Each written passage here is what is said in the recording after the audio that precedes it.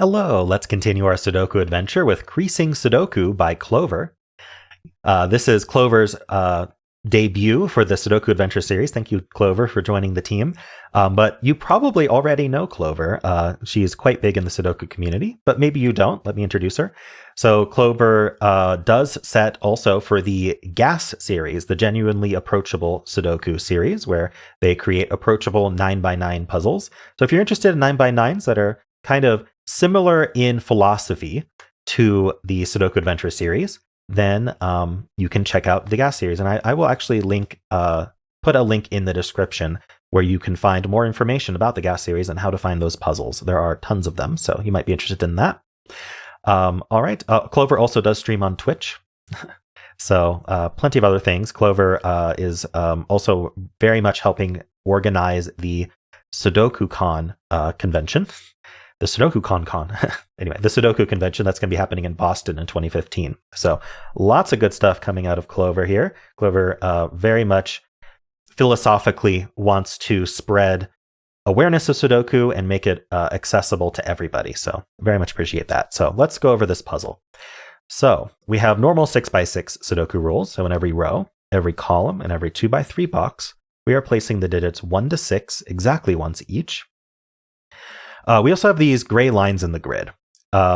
So the digits along each line increase from one end to the other, not necessarily consecutively. So for instance, a line could contain 1, 3, 4, 6 in that order. So we could go 1, 3, 4, 6. You need to figure out which end is the high and which end is the low. So you can kind of, if you want, you can think about these as thermometers where the bulb is ambiguous. The one end is the bulb, but we don't know which. So we just have to increase from one end to the other. And that's it. Those are the rules. There's a link in the description if you'd like to try the puzzle yourself. And I'm going to get started right now. All right. So this is a 6 length, right? 1, 2, 3, 4, 5, 6. So we know that this is going to have all the digits on it, and they're going to increase or decrease. So I'm going to actually start by putting 1, 6 here, 2, 5 here, and 3, 4 here. Let's see how that helps. Well, we've got a 3, 4 pair here, which looks up. This 3 looks in. And we know that 3 is not going to repeat on this line. These lines don't repeat digits because they have to increase in one direction. So the 3 gets placed in this box here. That 3 looks down, putting a 3 in one of these two. All right. Interestingly, this is a 1-6 pair. Does that actually help us? I mean, it means these can't be 1 or 6. Because they see both ends of the 1-6 pair, right? And the same with this 2-5 pair. These can't be 2. I think these have to be 3-4. So let me actually color to kind of explain that a little bit better. I'm not going to do too much coloring here, but we know that green is one of the 1-6s and purple's the other 1-6. And so these cells see the green and they see the purple. So they can't be 1 or 6. I can use blue and orange here. Blue is one of the 2-5s and orange is the other 2-5. These cells also see the blue and the orange. So these can't be green, blue, orange, or purple, leaving only 3-4. All right, so I can get rid of those colors. And now what we have is we have what's called vertical roping. So in vertical roping, basically the 3-4 can't go here and the 3-4 can't go here. So this has to be the 4. And so now we know we're increasing this way. So this is from 5-6. And once we have one of these vertically roping, we actually know that the entire stack is vertically roping. I could prove that to you real quick.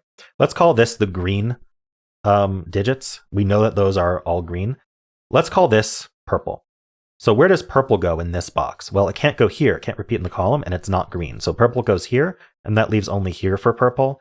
And then our final digits here, we'll call those blue. Blue has to go in these. And so you can see that the same digits repeat vertically. That always happens horizontally in 6x6s when you have these standard boxes, but it doesn't always happen vertically. But it's good to know that it does here. Maybe I'll keep those colors so we can watch that happen. And then we know we have to decrease this way, so this is 2, 1. So this is one of the blue digits. Okay. We know these are from 4, 5, 6, and the top one's not 4. So 4 is down here. In fact, that leaves only here for 2. There we go. So that gives us the 5, 6 here, and that gives us the 1, 2 here. And then now we know this increases 3, 4 this way. Deet, deet, doot. Nice. So that's a 1. This is from 5, 6. These are from 5, 6. These are from 1, 2. Okay, very nice. Now you can see that the roping happened. Now I don't need the colors. All right.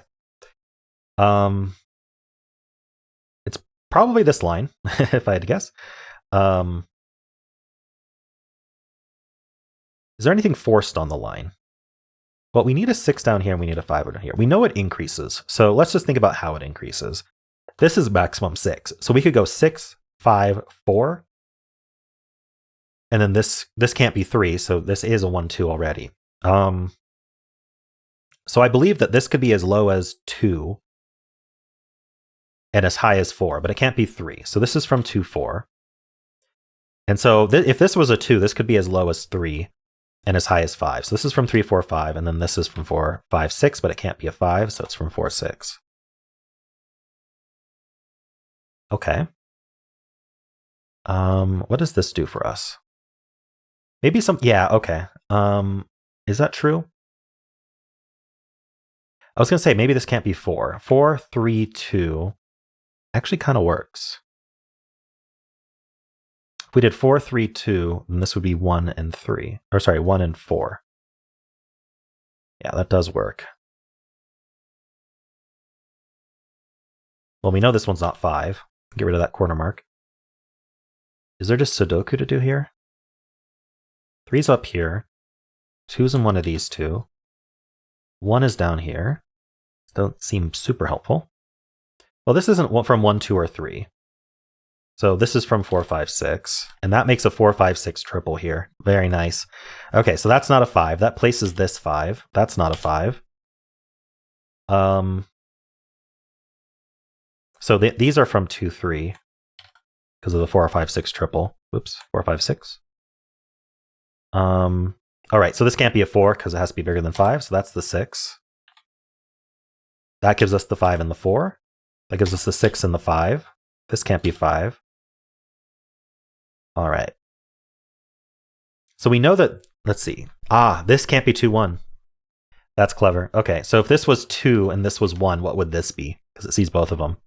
So because it can't be 2, 1, this is forced to be a 4 because 2 does force 2, 1. So that's a 4, that's a 3, that's a 2, that's a 1. That makes that a 2. We get the 4, the 6, and the 4. That's a 3 and a 2. And we're finishing up. So we need a 1 and a 3 here. Goes in that order. That's a 1. This is a pair, 5, 6. That's 6, that's 5. That's 6, that's 5. And we're done. Very nice debut, Clover. Of course, Clover is a pro at creating both approachable puzzles and 6x6 puzzles, so that should not be a surprise to anybody, but I very much enjoyed this puzzle. I hope you did too. And yeah, it seemed like there was always some additional deduction to find that was interesting. So love that for this series. That's always what we're looking for. So yeah, hope you enjoyed this. And if you did, then why not leave a like, subscribe, and a kind comment below.